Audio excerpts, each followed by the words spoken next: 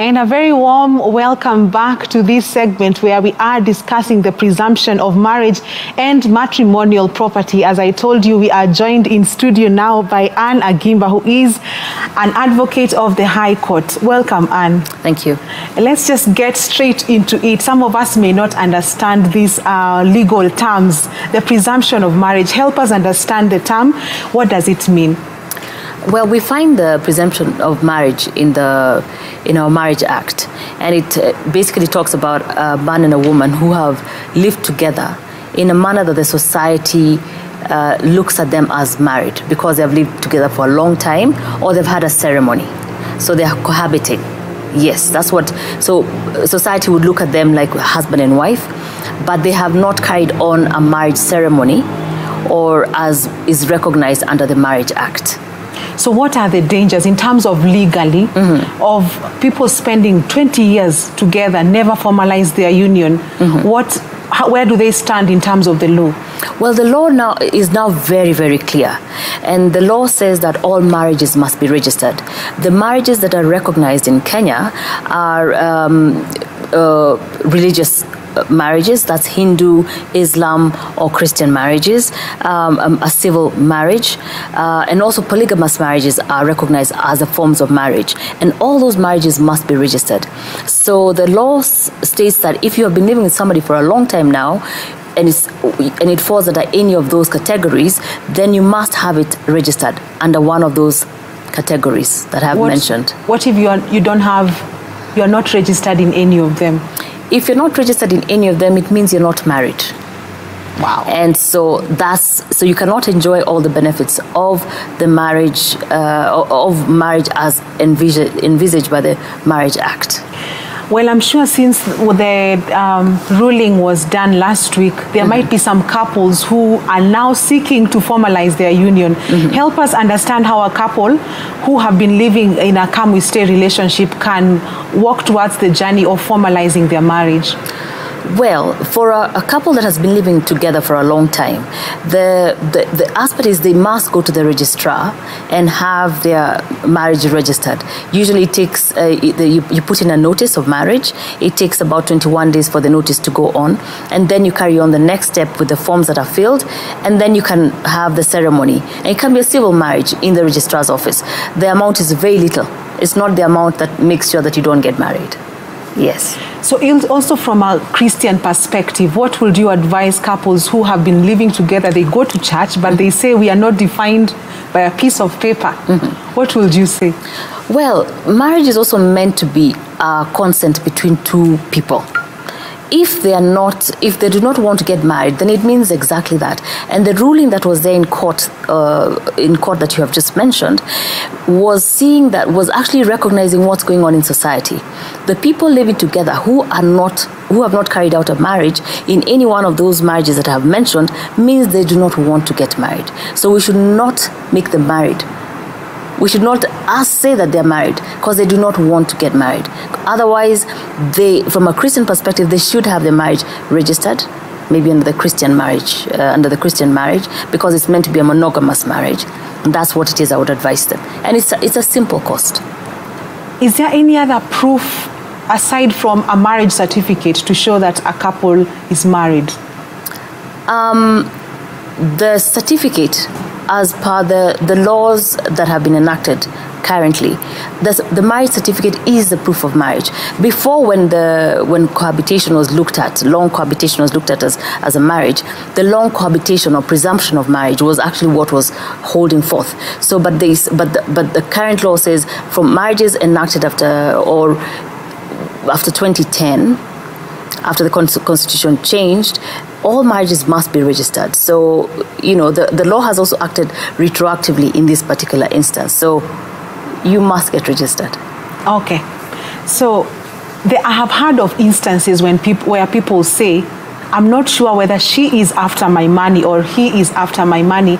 And some of them, probably mostly in the Western countries, opt for a prenup. Please help us understand a prenup and in what cases it is applicable. Okay. A prenup is actually recognized under the Marriage Act. That's first and foremost. And for a prenup to take place, it also means that you are married. okay, under those five sections of marriage that I've talked about, so that you can enjoy matrimonial property, which now goes into the Matrimonial Properties Act. All right. So just to go back to your question, what was your question? A prenup. A prenup. What is it, yes. and when does it apply? So it applies, usually the young people before they get married can decide that they will have a contract stating how they're going to divide their property or how they're going to acquire the property in the course of their marriage. We're seeing that as a very progressive thing, because about 78% of the marriages actually break down due to financial pressures. And so, as a reality, why not us face the reality of saying, this is how we want to spend our money, accumulate our money, do our savings, spend money in the house well in advance, so that if there's a disagreement, perhaps that's a point that the conversation can start. Okay. Now, after people have legalized their marriage, there is the aspect where society expects the woman to adopt the last name of the man. Is it a requirement that it also needs to be on their ID, and what are the legal implications of that? First of all, a woman has every right to keep her father's name. She has grown up with it. Usually your primary school certificate, your high school and your university degree certificates all have your father's name. So there is no legal requirement for you to drop your father's name and pick up your husband's name. I think when I was getting married, my father advised me to have all my names, so that I never have to swear an affidavit to say that I dropped my maiden name, which is my father's name, and then picked up my husband's name, making me a totally different person. So I can have all my 4 names. So does it mean you have your name, your dad's name, and your husband's name? Yes. On my ID, I have my name, my father's name, and my husband's name. I have all my 4 names. And did you change it? That means you changed from your previous ID? Is it a requirement, or it's just a preference? It's a preference, and I'll tell you what makes it difficult. How do you explain to your children that their father's name is not on your ID? So it's actually with the pressures of the children, actually make sure that you put it on, and it's also a sense of pride for your husband that his name is on your ID. Is there any legal maybe section that speaks about changing of names, or it's just purely out of societal expectations? This is a purely societal expectation. It's not a legal requirement at all. Okay. Yes. Explain to us what the ruling meant on the division and distribution of matrimonial property in the case of a divorce. What it meant, first of all, is that, one, again, not cohabitation, not presumption of marriage, but people who are married. Okay, I have to emphasize that. That's the time the Matrimonial Properties Act comes into place. So in this case, what it meant was, there's a particular famous case that we call Acharya and Acharya, which was further re-emphasized in this particular, in the last ruling. And it was that whatever contribution you have whatever contribution you have made within the cause of marriage is what it is that you should go out with. If you within the marriage you have come in with nothing, have contributed nothing in the marriage, then perhaps you should go out the same way. So the controversy that has come in is, what does it mean if there are 2 forms of contribution: financial contribution and non-financial contribution. Financial contribution is you've taken a loan, you have you've put in your own savings, or you have basically contributed to the acquisition in a financial way. Non-financial is perhaps you stayed home, and because of that your husband was able to go work, or you made sure the house was warm, and there's a direct it's directly shows that whatever provision that you provided, either as a man or a woman, contributed to the acquisition of that property. Further to that, on that is that when it is that you've acquired your property, and just to define what matrimonial property is, it is property that has been acquired within the cause of marriage, all right? Usually within the Marriage Act, it means it is your property, the property, say, that you live in, that has been acquired. It means your household property, and it also means any property that you have acquired and have registered jointly. You're also allowed to have property in your own name, and that's not matrimonial property. So in terms of quantifying the contribution of a spouse, for example, a spouse that is staying at home, a stay-at-home mom, for example, how is her contribution monetized? Or what measure will the court use in terms of when things have gone south? To be able to compensate the partner who has not been working? Well, you know, the thing is, when we say the partner who's not been working, it also depends on what they were doing. Perhaps this was a wife who stayed at home, but there were 2 house helps. There was a gardener, there was a driver. So the nannies are the ones who took care of the children. And she just went to the gym in the morning, played golf in the afternoon. And she might say that going to the gym is work. She could say that. Because she kept fit. Because she kept for her husband. Yes, and because companionship is actually companionship is also a big thing that will be taken care of. Yeah. Perhaps you'll not go empty-handed, but maybe the contribution will be seen much less. I think what you can see is maybe you also, in the circumstances, you had to leave your country or leave the town that you lived in, went to another town because your husband was working somewhere else, and you had to give up your career but just because for the sake of the marriage and the children, and you would be treated differently.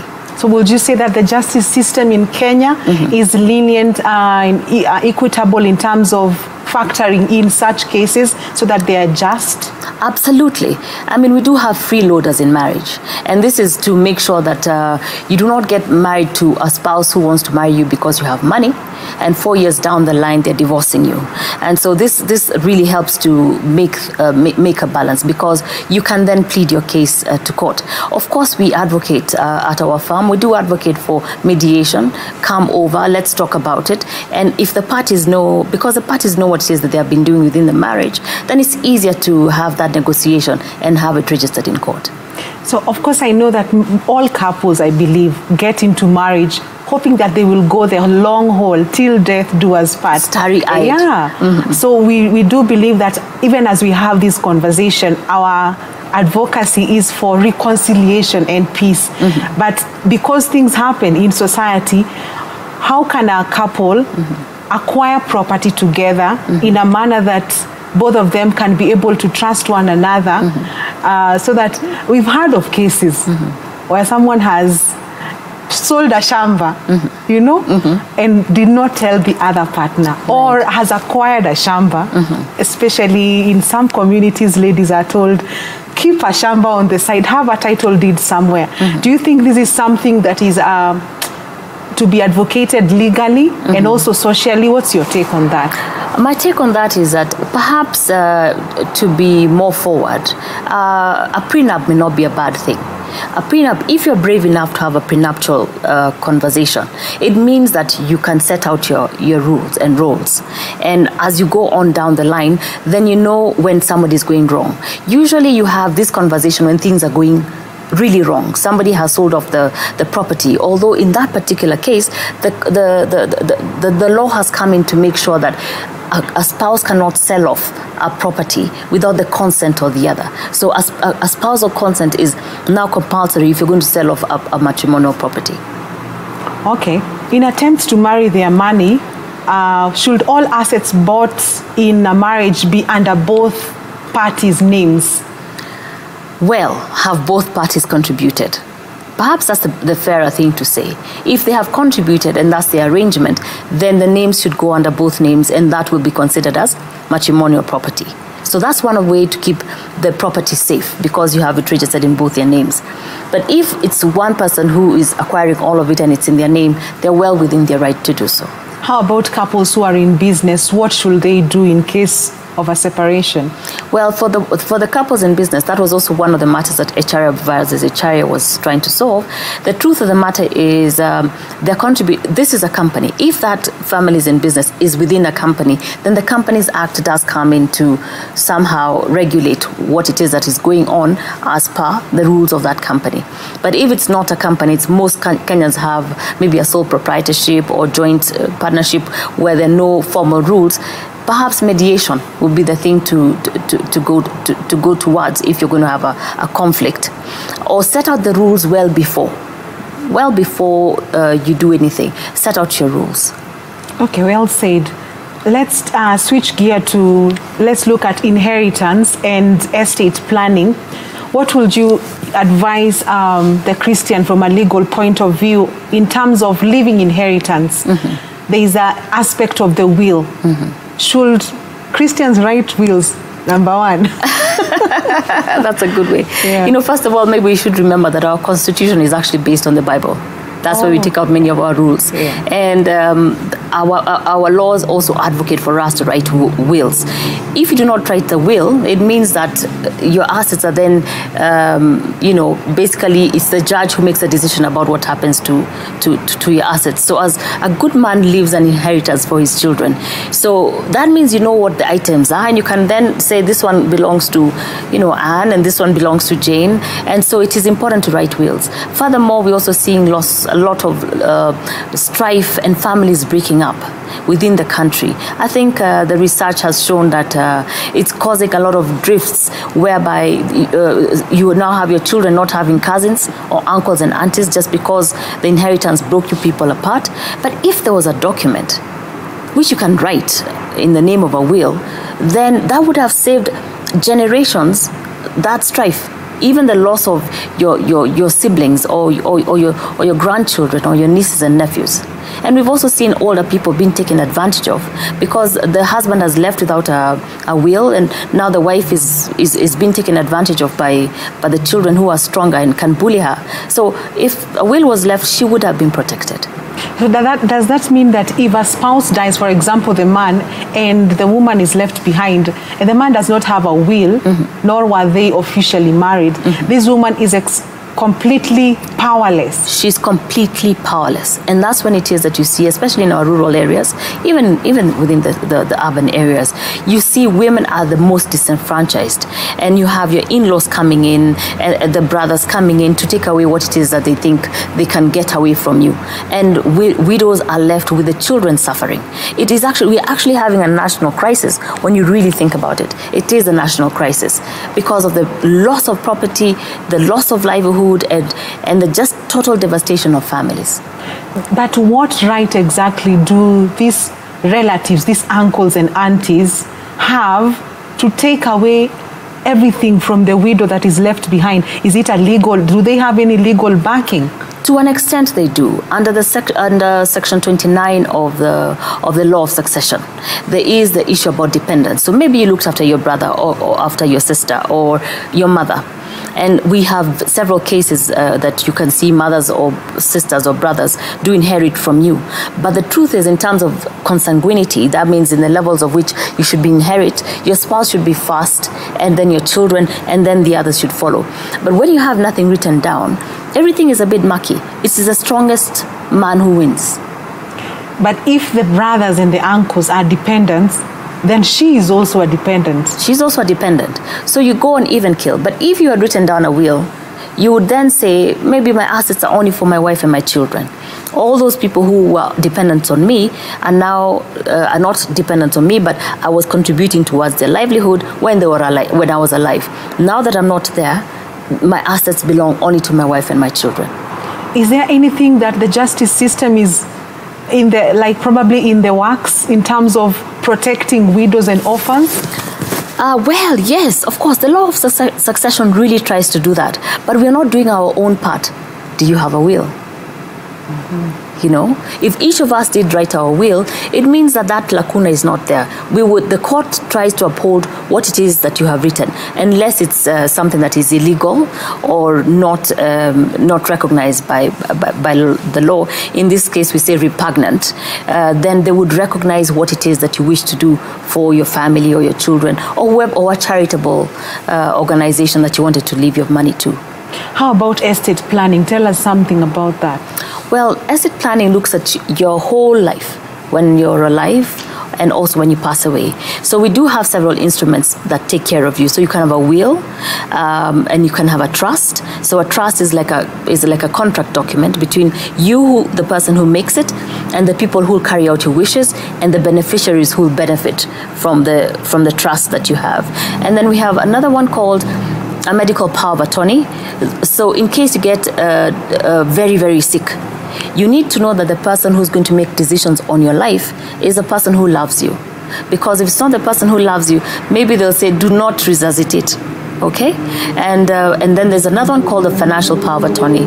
For the financial power of attorney is in the event you're unable or incapable because you're disabled to look after your finances, the person who looks after your finances for you. So you give them the authority beforehand. So the trust, the power of attorney for financial matters and for medical matters are the ones that take care of you when you're alive, but in any form that you want, and the will takes care of you when you've passed away. And there are some wills that have been contested in court. Mm-hmm. What makes a will valid? So there are fundamentals that make a will valid, all right? That the person is sane, that they're an adult. There are two witnesses who sign onto the document. The things that make a will invalid is when it is, say, you've left out one of your children out of the will, or a dependent out of a will, and they say they were not provided for, or it was forged, or it was there was a fraud about it, or you are under some form of coercion. That makes a will invalid. So usually when you see a will contested, it's usually around the dependents, Section 29. And so if we looked at Section 29 of the Law of Succession Act, you realize that's where most of our challenges are coming from. And so if you do not define who your dependents are in your will, then they come in and try and mess it up a bit.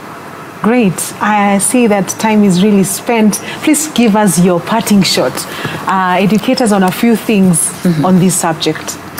Well, I think first and foremost, I think as Kenyans we need to look at, the wills and also even our marriages from a perspective that God wants all these things for us and to make us happy and for His glory. And as a result of that, the act of marriage, you should go through it responsibly and noting that you have your partner to look after. And that comes the children. With the children comes in the issues about inheritance. And will you also put down that document and also give them a way to live their lives in a proper way, because you want them to have a happy and fruitful life standing on your shoulders. With everything that you did, you've given them what it is that they could have done. And so you have a happy society. I think our society has broken down because we're talking about marriage here. Marriage is broken down. That's why we're talking about prenuptial agreements, because people don't stand to what it is they're saying. When you're hearing about strife in the families, we're talking about inheritance. Again, our society is breaking down. So as much as people like to talk about the lawyers, it's because can we look at things in a different way? As lawyers now in Kenya, we're advocating, why don't we mediate? Come to the offices, let's talk. And let's try and see if we don't have to be in court. Come, let's talk and try and solve the problems, even in the offices. But the truth is, our society is breaking down. Thank you. There's something you've mentioned about alternative justice systems. Maybe just give us, as we conclude, some of the alternative justice systems where you don't have to go to a court of law. Do we have such platforms? Yes, we do have such platforms. We have the mediation, through mediation or arbitration. You can have those sort of clauses within the agreements that you have, or even voluntarily. And where it is that you go to a lawyer or other persons who may be appointed to either be mediators or arbitrators to settle your matter. It's normally a faster process. In Kenya, a court-appointed mediation takes about 60 days. And so that whatever agreements you make, because the court recognizes not everything is that formal, and it can be more informal. If you're talking one-on-one, perhaps you could agree on things that are from a simpler perspective, and then whatever it is that you agree on, the court comes in and makes sure that you stand by it. So it's registered in court. Your consent is registered in court. Thank you so much, Anna Gimba, for your sentiments. Well said. And that is where we conclude the discussion. Listener, thank you for tuning in and watching. I have been your host, Tess Njenga, and our sign language interpreter is Boniface Mureithi. As we said earlier, we advocate for mediation and not divorce, because we believe as Christians that marriage is till death do us part.